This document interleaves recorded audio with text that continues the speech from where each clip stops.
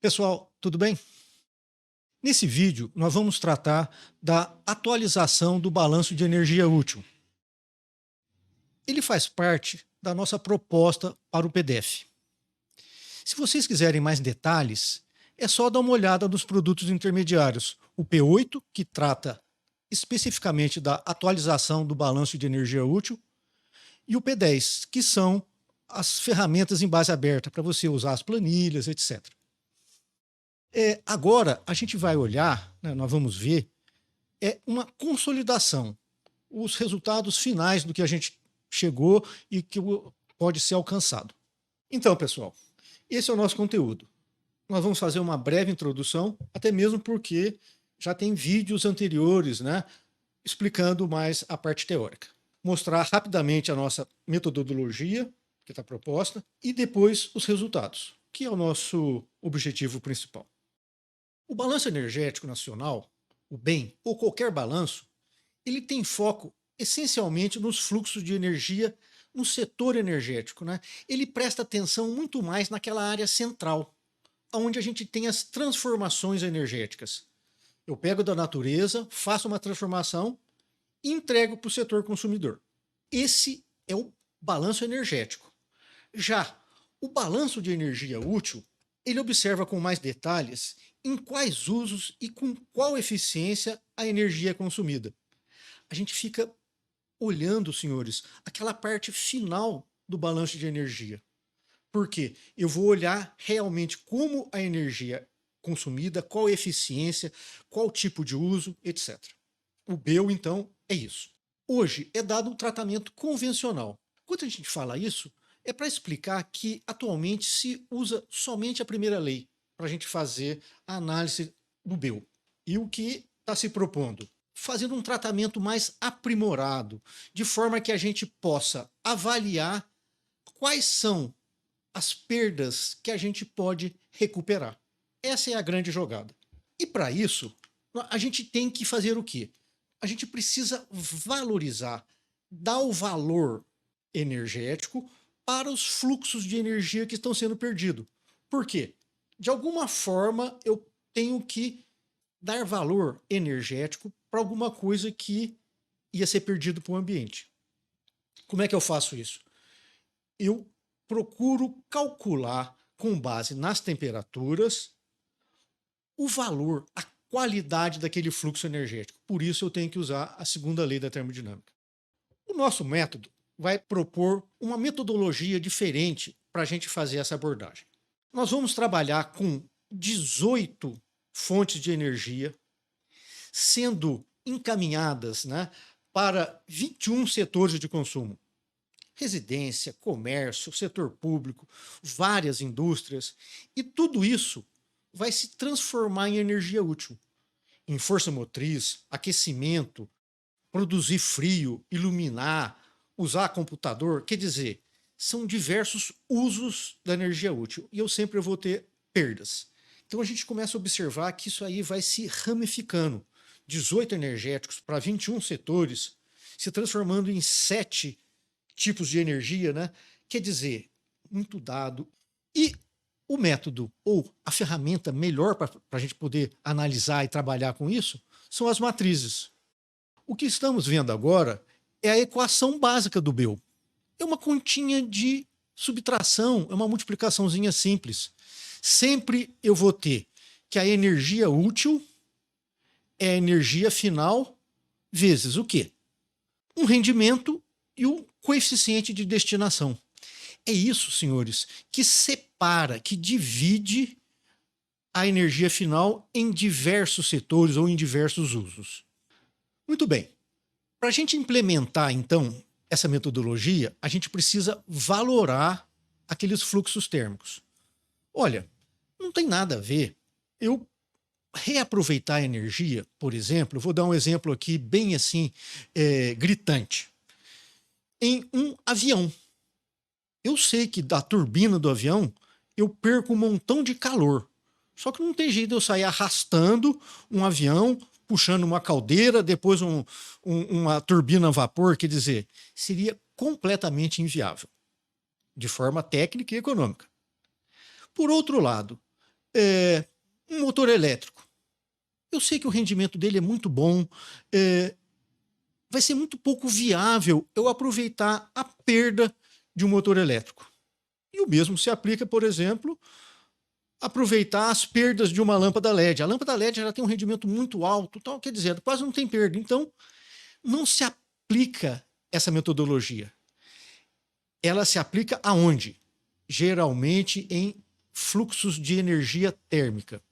Por isso que a gente separa energia final em combustível e energia elétrica, e depois em forma térmica e não térmica. Essa tabelinha mostra isso.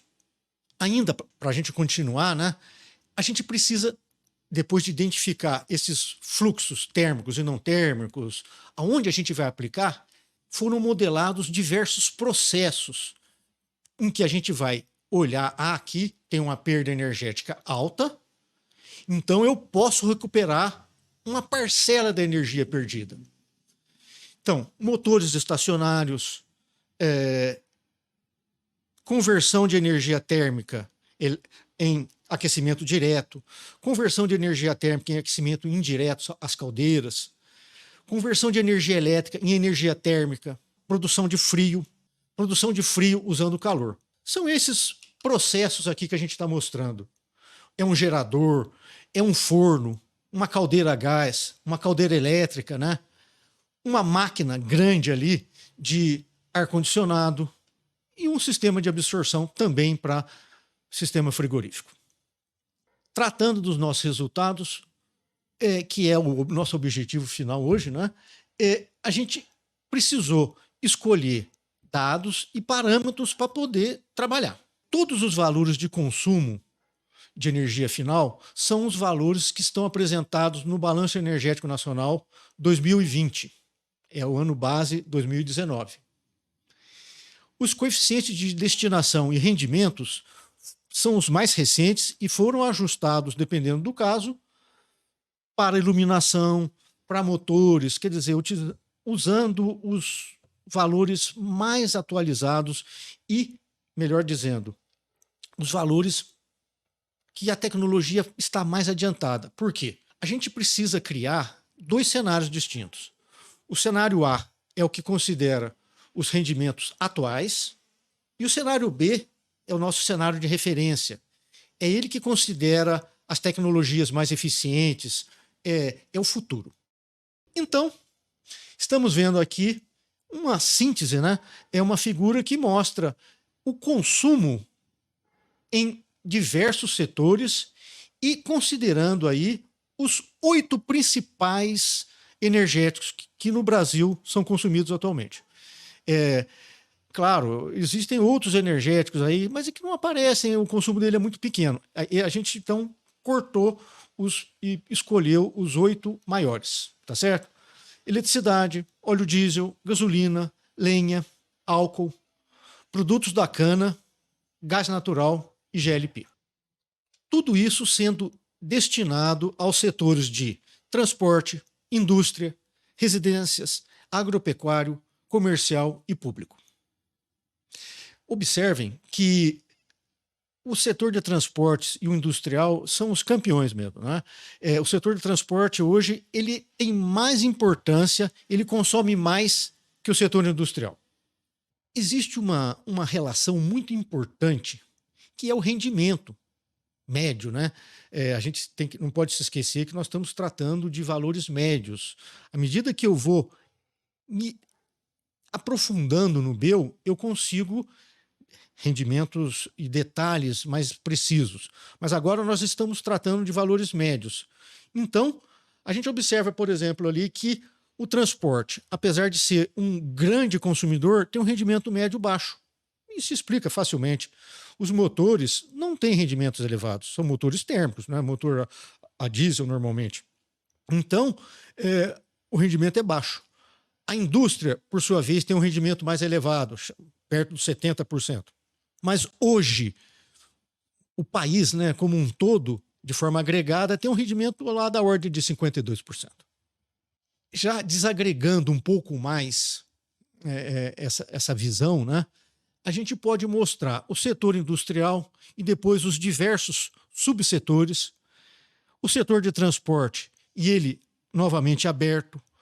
O setor residencial, e de cada um deles calcular qual é a energia útil, qual é a energia perdida, e dessa parcela perdida, qual seria a parcela recuperável.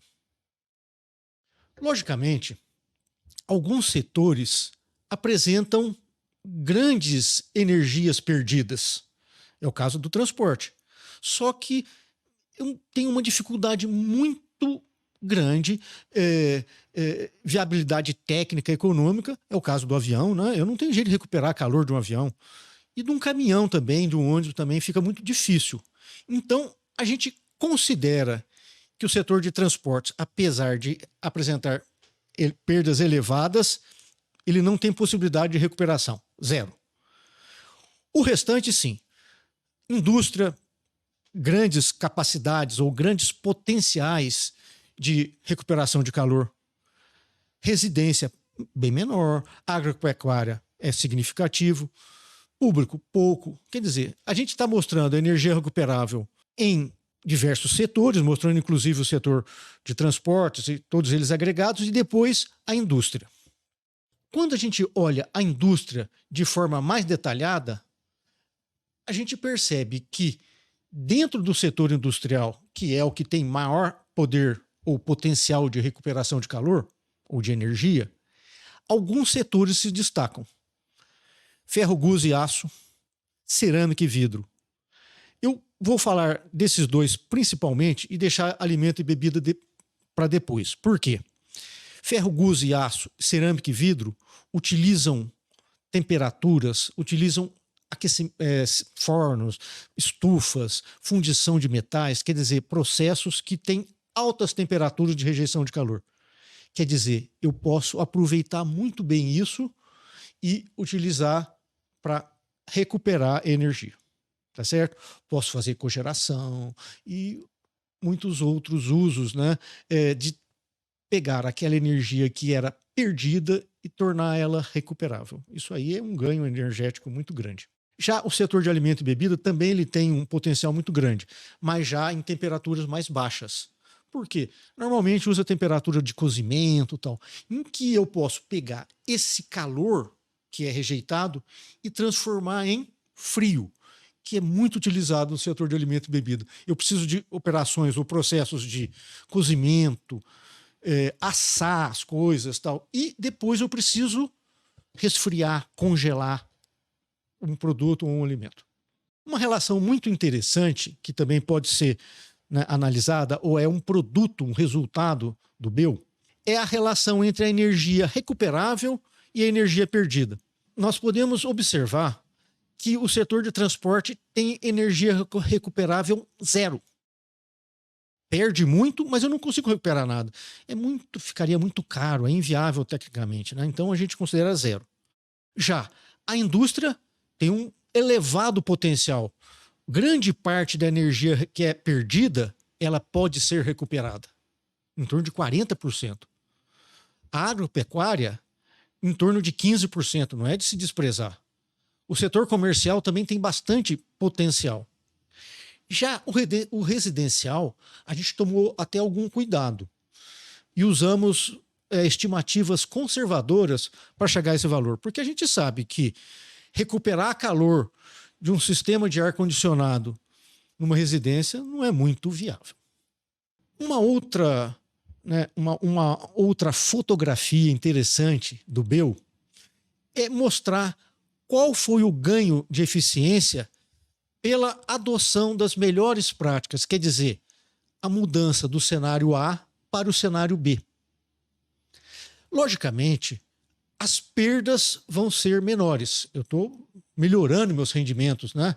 O setor industrial tem capacidade de reduzir o seu consumo final em até 8%, só com melhores práticas, mudança de eficiência de motor, melhoria de um forno, otimização de um sistema de refrigeração, só com melhoria de tecnologia, uma mudança de cenário.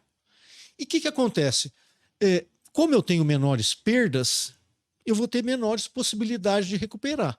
Mas não tem problema. Na realidade, eu estou diminuindo o meu consumo final, o que é interessante. A indústria tem um potencial muito elevado para isso. Como resultado final, né, de uma forma bem agregada, o que o BEU mostra? Mais ou menos de toda a energia final que a gente consome, cerca de 55% é consumida. O resto é energia perdida. Bem, da energia que é perdida, a gente pode recuperar uma grande parcela. 93% dessas perdas estão aonde? No setor industrial, no setor agropecuário e no setor comercial. E, finalmente, quando a gente passa do cenário A para o cenário B, a gente consegue uma redução em torno de 10%, até um pouco mais, das perdas energéticas. Na indústria, isso pode chegar em 35%. É bastante coisa. O BEU, ele entra nos setores energéticos, ele tem essa capacidade de esmiuçar as perdas e, muito importante, né, separar o que é perda, realmente perda, e o que é perda recuperável. Então a gente percebe, né, que o BEU é uma ferramenta muito útil para quê? Para a gente avaliar como o consumo final está acontecendo. Se a gente entende bem isso, a gente tem formas de atuar e conseguir melhorar a eficiência energética daquele setor, de todo um setor, de toda uma indústria e de todo o país. Bom, pessoal, encerramos nosso vídeo em que foi apresentada uma breve consolidação da atualização do Balanço de Energia Útil, o BEU. Agora convidamos você para acompanhar o sexto workshop, que acontecerá no dia 26 de janeiro, das 10 ao meio-dia, aqui no canal da Ix Estudos. Teremos a participação especial da Eletrobras Procel, do Ministério de Minas e Energia e da Empresa de Pesquisa Energética. E você pode enviar sua pergunta na descrição abaixo para que seja respondida durante o evento. Participe conosco e até lá!